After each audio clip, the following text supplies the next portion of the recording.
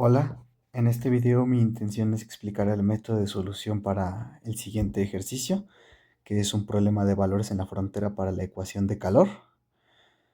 Primero que nada voy a empezar explicando en qué consiste este problema, ya que son una serie de pasos que se tienen que realizar.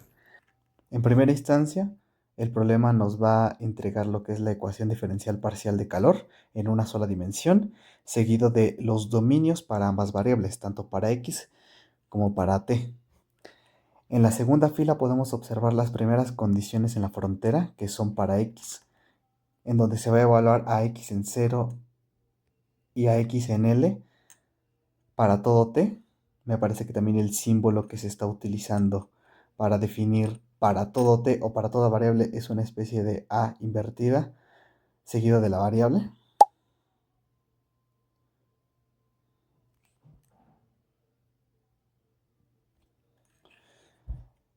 Esto es la misma notación que decir t mayor a 0. Significa que estas condiciones en la frontera son válidas para todo el dominio de t. Y en tercera instancia tenemos las condiciones en la frontera para la variable t de nuestra función, en donde nos está indicando que la distribución de calor en un objeto de una dimensión es igual a una función que depende de x. En este caso tenemos la función x por L menos x. Y bueno, nos está indicando de igual manera el dominio en el que está actuando la variable x, que es de 0 a L, sin incluir los extremos, evidentemente. Bueno, vamos a pasar ahora con la solución de este problema. Primero, lo primero que tenemos que entender es que este problema consiste en encontrar una función que depende de x y de t, que satisface todas estas condiciones. La primera condición que tiene que satisfacer es que cumple nuestra ecuación diferencial parcial. ¿Cuál es esta función? Pues es una excelente pregunta porque tiene que cumplir tanto estas condiciones que tenemos aquí para x y tanto estas condiciones que tenemos aquí para y.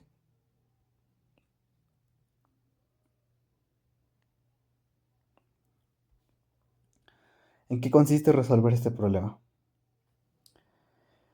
El problema nos pide encontrar una función u que depende de x y de t que cumpla todas estas condiciones. En primera instancia tiene que cumplir obviamente la definición de ecuación diferencial parcial de calor en una dimensión. Tiene que cumplir en segunda instancia las condiciones de frontera que se encuentran en la segunda fila, que son para x, y también a su vez las condiciones de frontera que se encuentran en la tercera fila, que son para t. ¿Ok? Primero, lo que tenemos que hacer es inferir o asumir cuál es la forma que tiene esta función. Nosotros vamos a asumir para la mayoría de estos problemas que la función u x de t es una función que es la multiplicación de otras dos funciones, en este caso p, que depende de x, y q, que depende de t.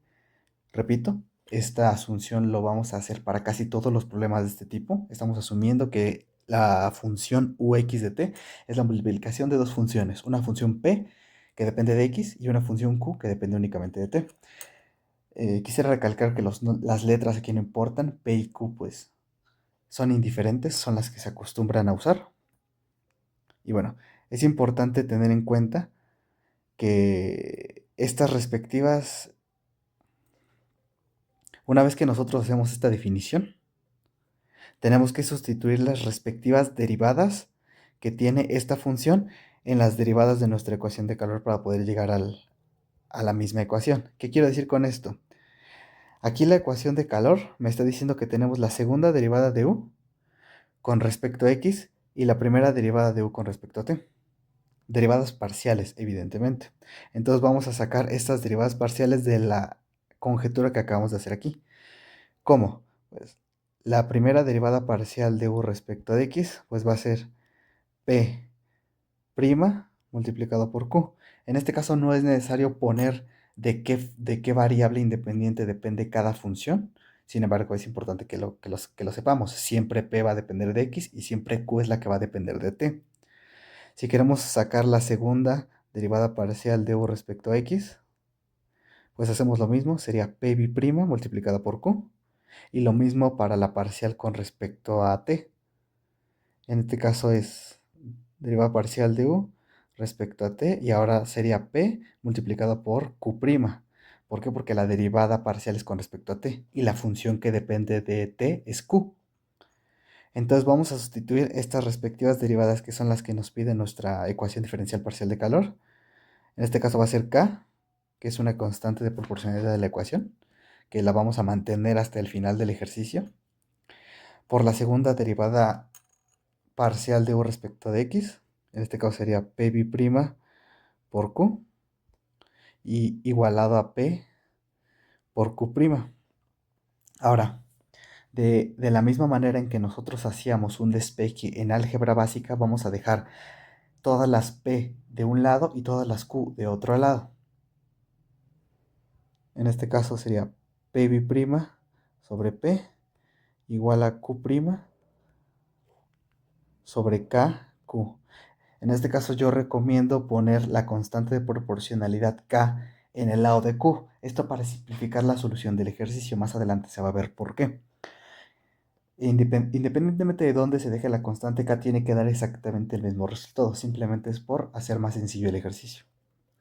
A partir de estas dos, nosotros no podemos darle solución a esta ecuación diferencial parcial así nada más. Tenemos que utilizar un parámetro auxiliar. Este parámetro auxiliar se conoce en los libros como constante de separación.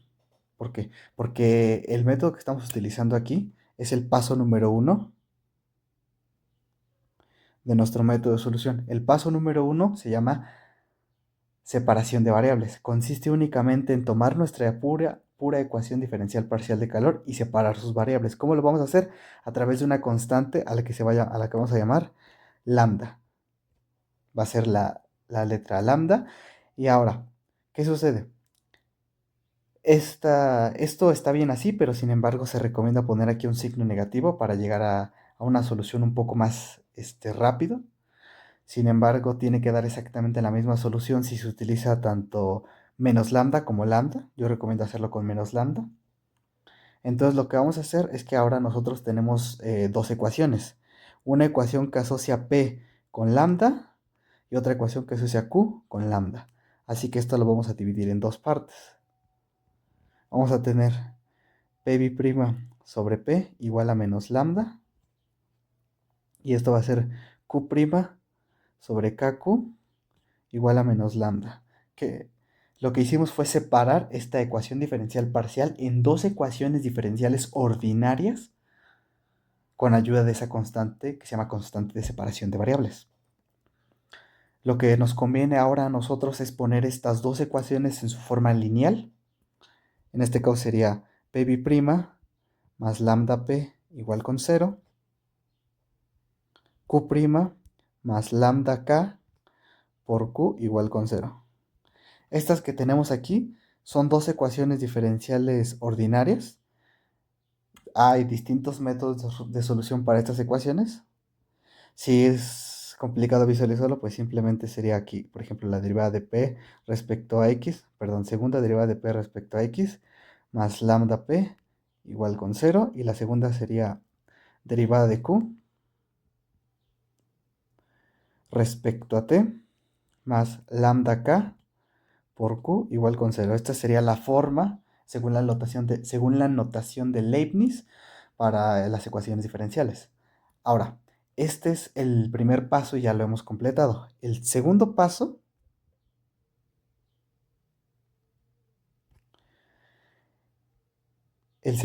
de nuestro problema consiste en analizar las condiciones de frontera que nuestro problema nos está dando.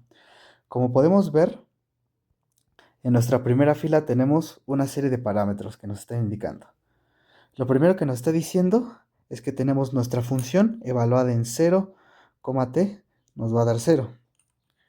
El segundo paso consiste en el análisis de estas condiciones en la frontera. ¿Por qué? Porque lo que nosotros tenemos que hacer es resolver estas ecuaciones diferenciales ordinarias, pero como sabemos, las ecuaciones diferenciales ordinarias nos arrojan constantes, y a menos que tengamos ya sea condiciones iniciales, particulares o de frontera, no podemos saber el valor de esas constantes. Ahora, estas condiciones de frontera las vamos a descomponer para poder nosotros usarlas en la solución de esas dos ecuaciones diferenciales ordinarias que nos dieron como resultado del paso anterior. ¿A qué me refiero con esto? Nosotros recordaremos que asumimos que la función u de t es una función p multiplicada por una función q, ¿no? Entonces el análisis de esta condición de la frontera pues lo vamos a hacer de la misma manera. Va a ser una función p evaluada en 0, que es la que depende de x, por una función q evaluada en t, igual con 0. Simplemente estoy sustituyendo la asunción que hicimos anteriormente. Ahora, ¿qué sucede? Esto es una expresión que nos está diciendo que la función p por la función q me van a dar 0. ¿Qué significa? Que por lo menos una de estas dos, ya sea p o ya sea q, tienen que ser 0 para que esta conjetura se cumpla. ¿A qué me refiero? Si p vale 0, pues 0 por q me va a dar 0. Si q es la que vale 0, entonces 0 por p también me va a dar 0. Pero ¿cómo sabemos cuál es la que vale 0? Bueno, pues se puede deducir muy fácil. Si nosotros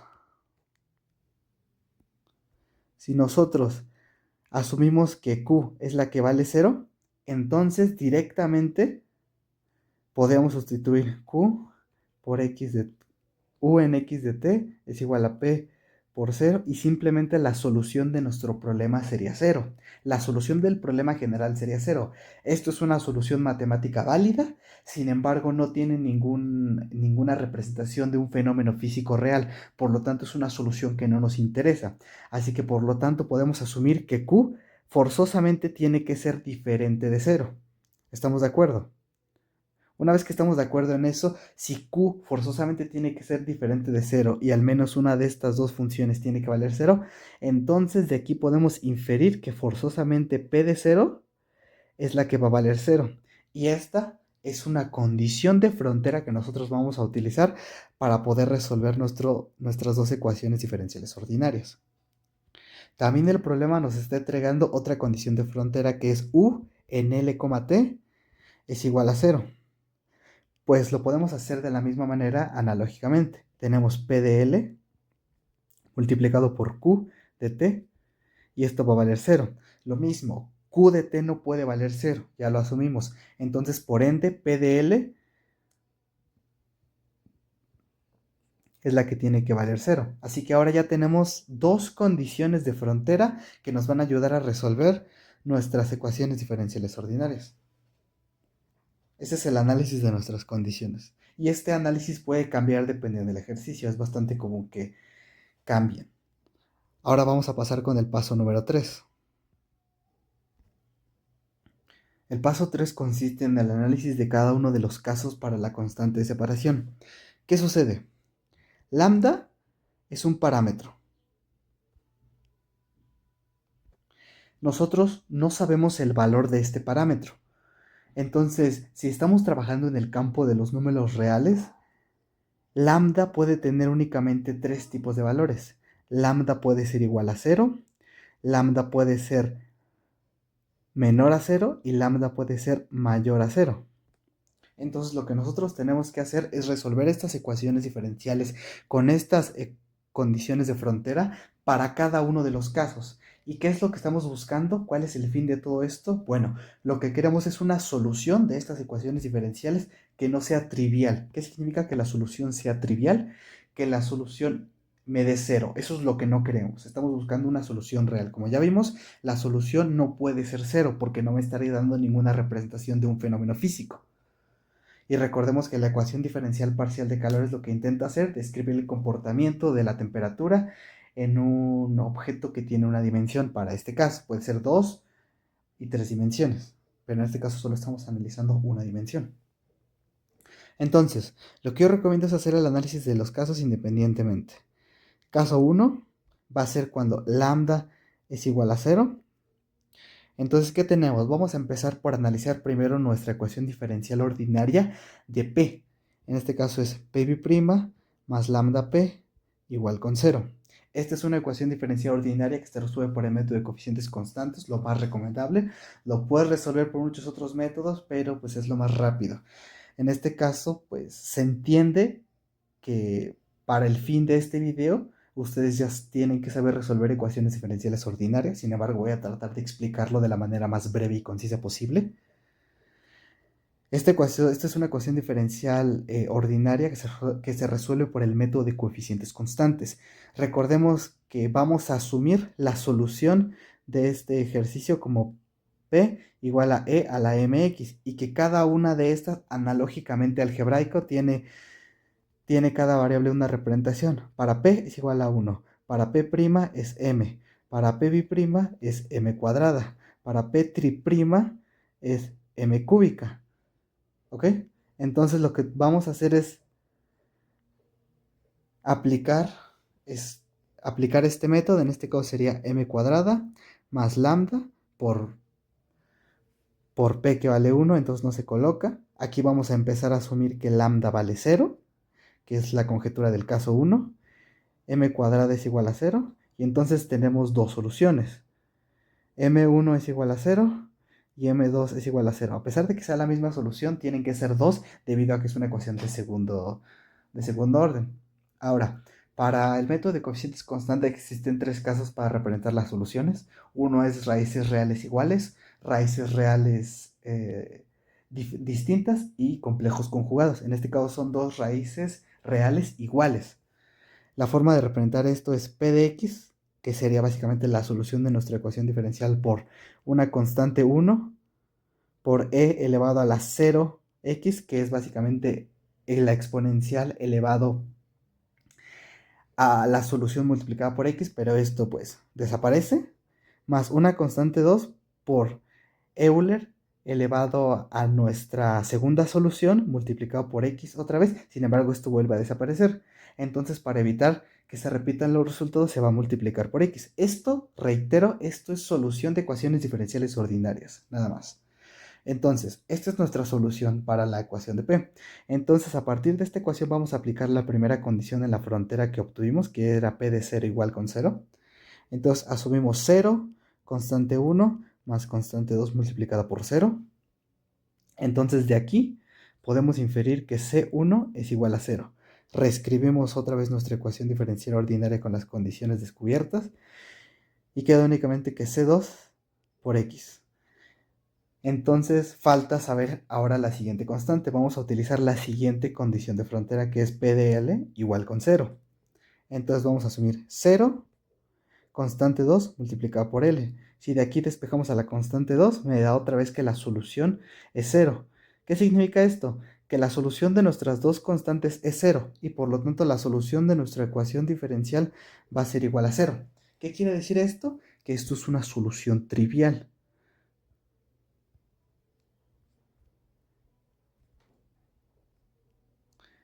Y por lo tanto esta no es útil para nosotros. Ok. Como ya vimos que el caso 1 da soluciones triviales y es justo lo que no estamos buscando, vamos a pasar al análisis del caso 2. El caso 2 es cuando lambda es menor a 0.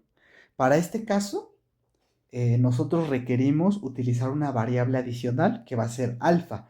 ¿Por qué hacemos esto? Vamos a asumir que lambda va a ser igual a menos alfa cuadrada. Esto lo voy a explicar a continuación. Tenemos nuestra ecuación diferencial ordinaria. Ok, si asumimos nosotros que lambda es menor a 0, significa que este signo va a cambiar porque es menor. Entonces, por ende, estamos utilizando un signo negativo aquí. Ahora, la razón del por qué utilizamos una variable elevada al cuadrado es porque aquí se van a tener que sacar raíces a lambda y es mucho más fácil simplificar el álgebra de esta manera. Simplemente por eso. Lo único importante aquí es recordar que cuando el caso 2 es menor, lambda es menor a 0, se utiliza menos alfa cuadrada. ¿Cómo lo vamos a hacer? Bueno, pues usamos el mismo método de solución, método de coeficientes constantes, que sería m cuadrada menos alfa cuadrada multiplicado por 1, que no se coloca, igual con 0. Entonces de aquí vamos a despejar m, que sería m cuadrada igual a alfa cuadrada. De aquí aplicamos raíz cuadrada a ambos miembros y me queda el valor absoluto de m es igual básicamente a alfa. Y una vez despejando m me queda más menos alfa. ¿Qué significa esto? Este es el caso número 2 del método de coeficientes constantes, que es raíces reales distintas. Y en este caso tenemos nuestra solución P de x igual a constante 1, como ya lo habíamos dicho, por una exponencial elevado a nuestra primera solución multiplicada por x, más constante 2 por Euler elevado a nuestra segunda solución multiplicada por x, en este caso a menos alfa por x. Ahora, esta ya es la solución de nuestra ecuación diferencial. Como ven, es distinta a la del caso número 1, que fue simplemente constante 1 más constante 2 por x. Ahora, nosotros tenemos que aplicarle de igual manera nuestras condiciones de frontera para poder hallar el valor de esas constantes. En este caso, p de 0 igual con 0. Entonces, 0 por constante 1 más constante 2, porque cualquier número elevado a la 0 me va a dar 1. ¿Ok? Entonces, aquí nos queda una ecuación de dos variables para hallar constante 1 y constante 2. Así que necesitamos aplicar la segunda condición de condición de frontera para poder hallar el valor de las constantes al mismo tiempo y así hacer un sistema de ecuaciones. Que sería 0 igual a constante 1 por e a la alfa L más constante 2 por e a la menos alfa L. ¿Qué quiere decir esto? Bueno, tenemos un sistema de ecuaciones de 2 por 2, bastante sencillo. Y bueno, cuando ustedes tienen un poco de experiencia resolviendo sistemas de ecuaciones en el que todas las ecuaciones están igualadas a 0, es bastante común que dé como resultado que todas las variables sean 0. Es decir, que constante 1 sea 0 y constante 2 también sea 0, porque si sustituimos estos resultados, pues obviamente nos va a dar 0 en ambas ecuaciones. Ahora, esta solución también es trivial. ¿Por qué? Porque el resultado de nuestra ecuación diferencial también nos está dando 0 otra vez. En este caso, p de x igual con 0. Por lo tanto, la solución es trivial y no es útil para nosotros. Ahora, vamos a pasar con el análisis del caso número 3, que es lambda mayor a 0. Y ahora, vamos a asumir lo mismo con alfa, pero como es mayor a 0, el signo no va a cambiar. En este caso tendríamos que poner lambda igual a alfa cuadrada. Ahora, cuando hacemos nuestro análisis, pues lo hacemos de la misma manera. P'B' más lambda p igual con 0. Se sustituye la lambda por alfa. P'B' más alfa cuadrada p igual con 0. Aplicamos el mismo método de solución de coeficientes constantes, que sería m cuadrada más alfa cuadrada igual con 0. Y entonces a partir de aquí vamos a despejar m cuadrada, que va a ser menos alfa cuadrada. Al aplicar raíz cuadrada a ambos miembros me queda el valor absoluto de m. Y me queda raíz de menos alfa cuadrada. Si asumimos que alfa pertenece a los reales y es positivo, significa que entonces me va a quedar el valor absoluto de m igual a alfa i, porque esto lo vamos a hacer de la siguiente manera. Vamos a factorizar un menos 1 y vamos a tener alfa cuadrada. Sabemos que la raíz de menos 1 es i y la raíz de alfa cuadrada pues es alfa. Entonces al despejar a m totalmente va a quedar más menos alfa i. Y nos va a quedar el tercer caso de nuestro método de ecuaciones por coeficientes constantes, que en este caso es el de complejos conjugados. Ahora, el caso de complejos conjugados se coloca de la siguiente manera: una constante 1 por coseno de alfa x más una constante 2 por el seno de alfa x. Sigo repitiendo la misma situación. Esto es método de solución de ecuaciones diferenciales ordinarias. Ahora, tenemos que nosotros que aplicar nuestras condiciones de frontera, que en este caso es p de 0 igual con 0. 0, constante 1 por el coseno de 0, que siempre va a valer 1, más constante 2 por el seno de 0, que siempre va a valer 0. De aquí podemos inferir que constante 1 vale 0 y reescribimos la solución de nuestra ecuación diferencial en términos de la nueva constante descubierta, que únicamente quedaría constante 2 por el seno de alfa x.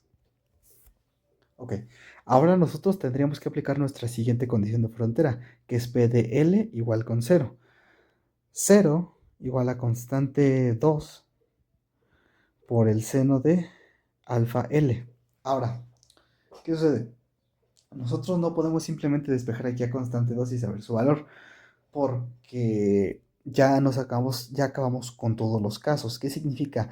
Que para que se cumpla esta expresión que tenemos aquí, significa que por lo menos una de estas dos, ya sea constante 2 o seno de alfa L, tiene que valer 0. Por lo menos uno de los dos tiene que valer 0. Y como constante 2 es la que estamos buscando no puede valer cero, significa que forzosamente seno de alfa L es la que tiene que valer cero. ¿En qué condiciones un seno vale cero? En la misma condición en la que el ángulo es pi. ¿Qué significa? Cuando nosotros tenemos el seno de pi, este vale cero. Cuando nosotros tenemos el seno de 2pi, este vale cero. Cuando nosotros tenemos el seno de 3pi, este también va a valer cero. ¿Qué significa? Que cuando nosotros tenemos el seno de pi, el seno de npi, es decir, de un número entero multiplicado por pi, siempre vamos a tener cero. Ahora, ¿qué significa esto? Que el ángulo alfa L tiene que ser múltiplo de npi para que esta condición se cumpla. ¿Qué significa esto? Que una vez haciendo esta expresión, nosotros podemos deducir el valor de alfa que vale npi sobre L. Y una vez teniendo eso, nosotros ya podemos tener la solución de nuestra ecuación diferencial. Quedando finalmente como P de X igual a constante 2 por el seno de alfa X, pero como sabemos alfa vale esto, o sea sería N pi sobre L por X. Esta sería la solución de nuestra primera ecuación diferencial. Ahora, como sabemos, dijimos que lambda era igual a alfa cuadrada, entonces también podemos inferir el valor de lambda, que en este caso sería n cuadrada, pi cuadrada sobre l cuadrada, solo que en este caso ya no se llama lambda, se llama lambda subíndice n, porque ya depende también de una variable neutral que se llama n. Y la solución de nuestra ecuación diferencial para p tendría también p subíndice n.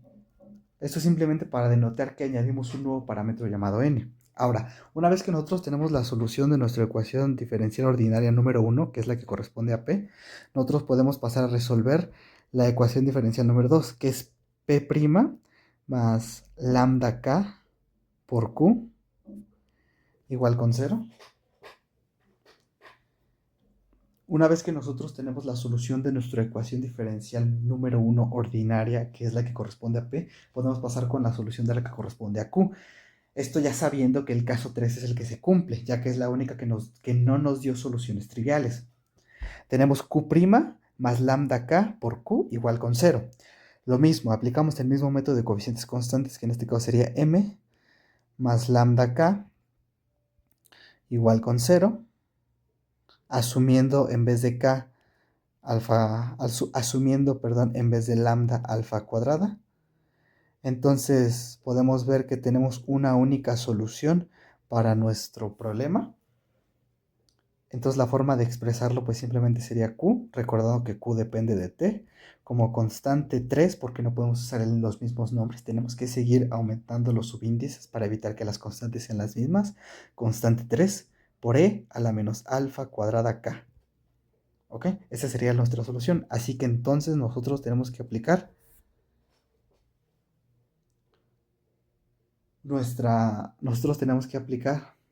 una vez teniendo nosotros esta solución, tenemos que aplicar la misma definición que hicimos para alfa, que dijimos que vale alfa npi sobre L. Entonces en este caso vamos a tener que Q de t en subíndice n, porque ahora ya va a tener la variable neutral n, constante 3 por e a la menos n cuadrada pi cuadrada sobre L cuadrada multiplicado por k, por la constante de separación k. Ahora, nosotros ya tenemos la solución de nuestra segunda ecuación diferencial. ¿Qué significa esto? Bueno, recordando que nosotros habíamos dicho que la solución general de la función u de t era una función p que depende de x por una función q que depende de t. Bueno, pues básicamente ya las tenemos. Ahora entonces podemos hacer la multiplicación de estas dos. Que en este caso para p sería constante 2 por el seno de npi x sobre L multiplicado por constante 3 por e a la menos n cuadrada pi cuadrada sobre L cuadrada por la constante de proporcionalidad de la ecuación diferencial parcial de calor. Ahora, esta solución como tal no es la solución final que nosotros estamos buscando, porque hay un problema. esta función no se llama ux de t, se llama u subíndice n, porque sigue dependiendo del mismo n que agregamos. Esta solución es una solución particular para nuestro problema, no es una solución general. ¿Qué significa esto? Recordando que nosotros en nuestro problema inicial tenemos una condición de frontera para t, que en este caso es u de x, 0 igual a x por l menos x. Esta condición lo que nos está indicando es que la distribución de calor en un elemento de una dimensión en el tiempo igual a 0, por eso estoy evaluando en el tiempo inicial, va a ser una función que depende únicamente de x, en este caso x por l menos x. Si nosotros aplicamos esta condición de frontera a nuestra función final, podemos observar que no se cumple, y lo podemos ver de esta manera. Ux de 0, ux,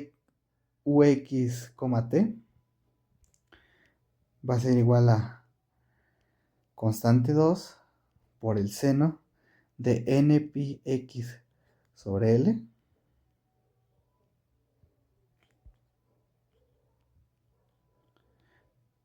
multiplicado por constante 3 por E a la menos n cuadrada, pi cuadrada, L cuadrada y K. Me parece que también es multiplicado por T, evidentemente, porque es la función Q.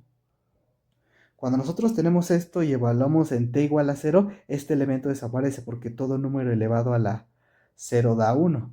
Entonces, ¿qué significa? Cuando nosotros aplicamos la condición frontera, no nos está dando la solución que nos tiene que dar. ¿Qué significa esto?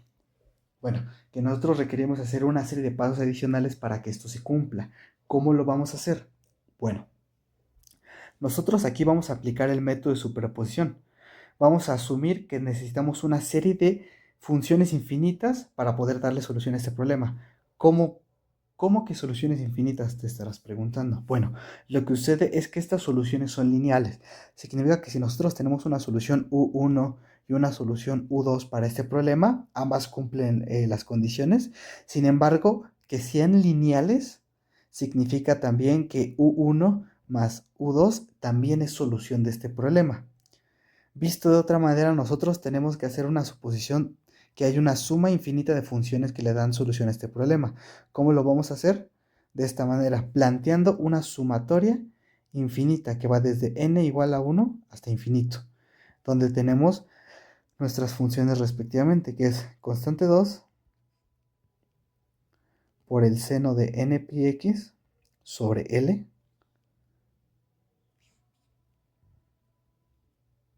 multiplicado por constante 3 por e a la menos n cuadrada pi cuadrada k sobre L cuadrada por T. Esta, por así decirlo, sería nuestra solución final. Sin embargo, hay un problema. Nosotros no sabemos el valor de estas constantes. Y estas constantes las tenemos que determinar con ayuda de la condición de frontera que nos está proporcionando el problema. Lo primero que tenemos que hacer es reescribir esto de una manera más ordenada. Nuestra función u, que depende de x y de t, va a ser igual a sumatoria infinita que va desde n igual a 1 hasta infinito. Y lo que nosotros vamos a hacer es multiplicar constante 2 por constante 3 en una sola constante, la que vamos a llamar a n. Se coloca primero la función exponencial por comodidad, n cuadrada, pi cuadrada, k, t sobre L cuadrada, y esto multiplicado por el seno de npx sobre L. Esta sería nuestra solución. Sin embargo, esto es una serie de funciones. ¿Qué quiere decir esto? Que nosotros tenemos que determinar este coeficiente, esta constante, para que esta función, esta serie de funciones infinitas, se pueda representar en función de otra, que es esta que tenemos aquí. X por L menos X. Ese es el objetivo que tenemos que hacer. Y si ustedes observan detenidamente, esto se parece mucho a una serie de Fourier de senos. Y efectivamente tenemos que usar las fórmulas para la serie de Fourier de senos para determinar el valor de AN. ¿Cómo lo vamos a hacer? Bueno, tenemos que primero aplicar la condición de frontera que nos está indicando nuestro problema. En este caso, U en x, 0.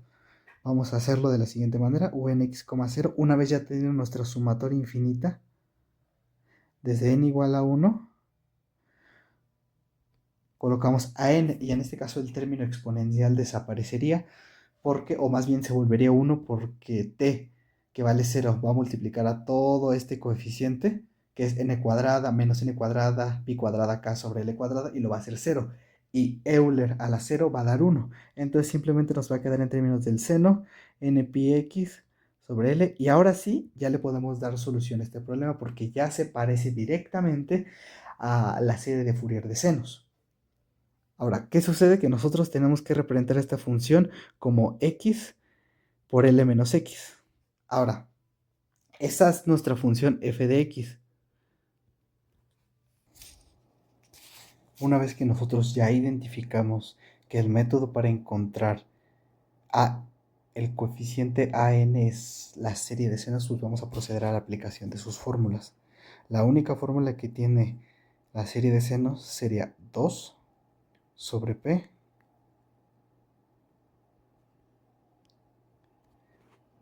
por la integral de 0 a p de la función que queremos representar en términos de esa serie infinita, multiplicada por la función asociada a esa serie, que en este caso es la función seno de n pi x sobre l, diferencial de x. Ahora, aquí surge una pregunta muy interesante. ¿Qué es p? Bueno, si nosotros regresamos a nuestro problema inicial y vemos la condición de frontera que nos está dando el problema para t, observamos esto, 0 menor a x menor a l. Esta l representa a p, nuestra variable del dominio extremo máximo para evaluar nuestra integral. Ahora simplemente procedemos a la sustitución de estos valores, tanto de f de x como de p, que digo, si el problema en particular que estás resolviendo te está indicando algún valor específico de p, valores específicos de p, por ejemplo, pueden ser pi, 2pi, 20, 10, el ejercicio te va a ir definiendo cuál es la longitud de tu elemento, que en este caso es L, y como nuestro problema no nos está dando un valor específico, lo tenemos que dejar en términos algebraicos, y sería 0 a L, la evaluación, multiplicada por la función que es x por L menos x, multiplicada por la función asociada que es seno de n pi x sobre L, diferencial de x. Ahora, bien, yo no te voy a explicar detalladamente la solución de esta integral porque se resuelve de una manera bastante sencilla, aunque es un poco larga en su evaluación. Sin embargo, yo te voy a dejar la solución aquí mismo en el video para que lo puedas pausar y la puedas ver detenidamente. Bueno, una vez que nosotros resolvemos ambas integrales, esta sería la solución final para el coeficiente an. Si gustas, puedes pausar el video y observar cómo es el procedimiento de resolución. Y ahora pasaremos a escribir la solución como finalmente quedaría. Nuestra función, que depende de x y de t, es igual a una sumatoria desde n igual a 1 hasta infinito, multiplicada primero por el coeficiente an, que en este caso es 4l cuadrada sobre n cúbica por pi cúbica, en multiplicación con 1 menos 1 a la n, seguido de la función exponencial, que es a la menos e a la menos n cuadrada, pi cuadrada, k por t sobre l cuadrada por el seno de n pi x sobre l. Siendo esta la solución final para nuestro problema, donde ésta ya cumple con todas las condiciones en la frontera que se están requiriendo.